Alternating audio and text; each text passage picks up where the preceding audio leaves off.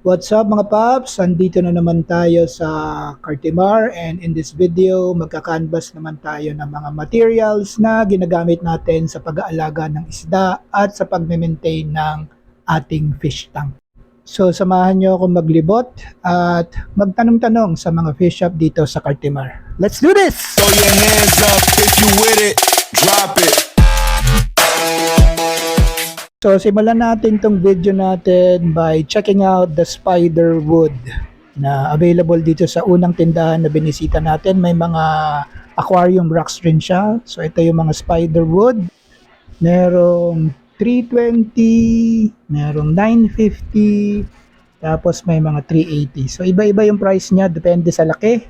So mamili na lang kayo, pero ganun yung range ng prices niya. So ito, hindi masyado ma-focus yung price. Parang 320 yata itong driftwood na to.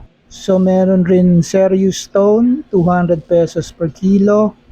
Then merong Frodo Stone. Di ako sure kung talagang Frodo Stone to pero 200 peso per kilo rin yan.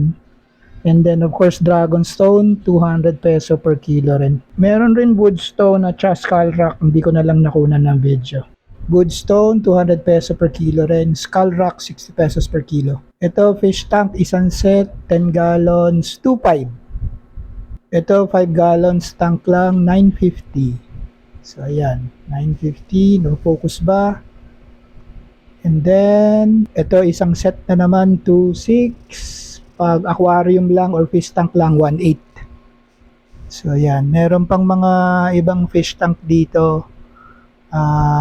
Pakita ko na lang sa inyo. Yung price is nagva-vary depende sa setup and kung ano nakalagay dun sa fish tank. So ayan yung mga iba pang mga setup nila rito. Ayan, iba-iba. Meron 15 gallons, 10 gallons, 20. So ayan, ito 2.7 yata yung presyo nito, if I remember it right. Nakakita rin tayo ng assorted API products. Yung Super Ick, 1.3 ang isa. Tap water conditioner, 350. AccuClear, 400. Di ko na tinanong yung iba kasi parang mainit na yung ulo ng tindera. Marami rin assorted fish food dito. So, meron 250, may 450, meron tagpa 500 hanggang 600. So, yan yung price range ng fish food.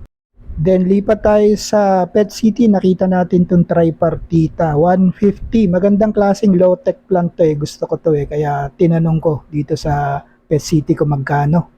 Meron rin Blixia Japonica, 250 at saka Dwarf Sagittaria, 95 pesos per 5 stem. Tinanong rin natin yung canister filter nila, 2.8 at saka 3.8 ang presyuhan.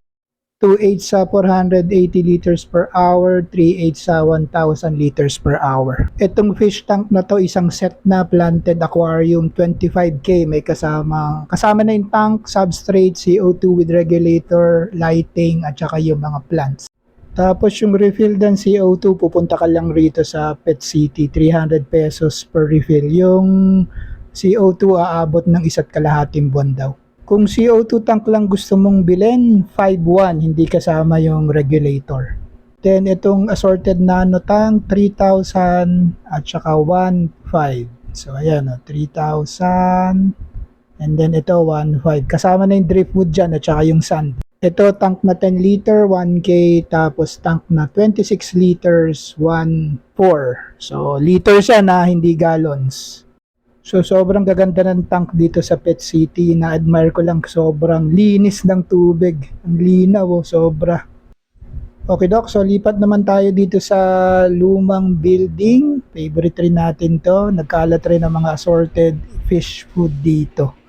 Ayan, iba-ibang klase ng pagkain. And ito yung unang chinek natin, decapsulated baby brine shrimp. 150 ang isa para sa mga tetras. Then meron rin sinking shrimp tablets para sa mga cherry shrimp natin, 150 lang rin ang isa. Meron rin methylene blue treatment para sa fungus at saka velvet disease, 40 pesos ang isa. Floating pellets, 50 isa.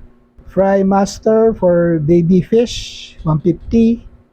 Dried chubby, 100 pesos ang isang plastic. Pagkain ng beta food, 50 pesos. Hikari goldfish feed, 250. Tapos cichlid, sinking pellets for color enhancement and growth, 150. Meron ring koi feed, 200 yung maliit. Tapos yung koi feed na pink growth and color enhancer, 250. And then yung koi growth na malaki, 300 pesos ang isang bag. Airstone, 35 yung malaki, 25 yung maliliit. Air tube connector, 10 piso isa. And para dun sa may hilig sa mga plastic display sa aquarium, itong sunken ship is 300, and then bikini bottom na pineapple, 250 ang isa. Floating flakes, 150 ang isang plastic, napakadami. Duckweed, 3 for 100, 35 isang plastic. And then white sand, 35 pesos.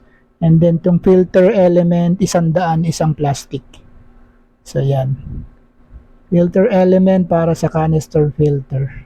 Itong mga beta tank, 100 isa, pag colored, 150. Itong LED light, ALT60 multicolored, 53 centimeters, 450. Itong XLP 55, 70 centimeters with bubbles, 800 pesos ang isa. Fishnet, 45 at saka 50 pesos, depende sa laki. Ito naman, frozen chubby worm, 150 yung isang pack na ganito. So ayan, lalagay mo lang yan sa freezer tapos papakain mo per batch. Turtle pellets, 50 ang isang plastic. And then nakakita rin tayo ng filter foam, 150 ang isang plastic. Tapos nakakita rin tayo ng aquarium scrub, 100 pesos yung mahaba, 80 pesos naman yung mas maikli. So ayan yung maikling scrub, technically umikli lang yung kapitan niya or yung tangkay. And then on the way papunta sa kotse, nakakita tayo ng tank na 54 liters. 2K daw yan. So meron tayong mga ilang clip na nasira kapares nung Aquasoil, 300 to 450 isang plastic, depende sa brand. 2K to 5K isang sako. Di ko sure kung 10 kilos ata yun. Aquarium sand, 100 pesos isang plastic. So ayun yung mga na-canvas natin today dito sa Cartimar. And kung nagugutom ka, ito, bituka, 100 pesos isang plastic dito kay Manong. Parang ang sarap nito, pero hindi ako tumikim. So ayan na, pauwi na tayo. Nalakarin lang natin tong pasilyo ng Cartimar papunta sa kotse. So if you like this video, please subscribe. Thank you for watching. Be safe everybody. Till the next budol. Uuwi na tayo. Peace!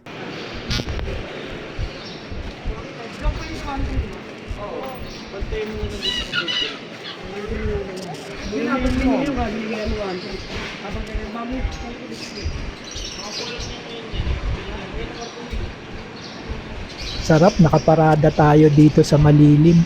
Usually, tirik at babad sa araw tong kotse natin. Dahil lang mga papi, salamat sa panonood. Peace yo! Thanks for watching. Bye!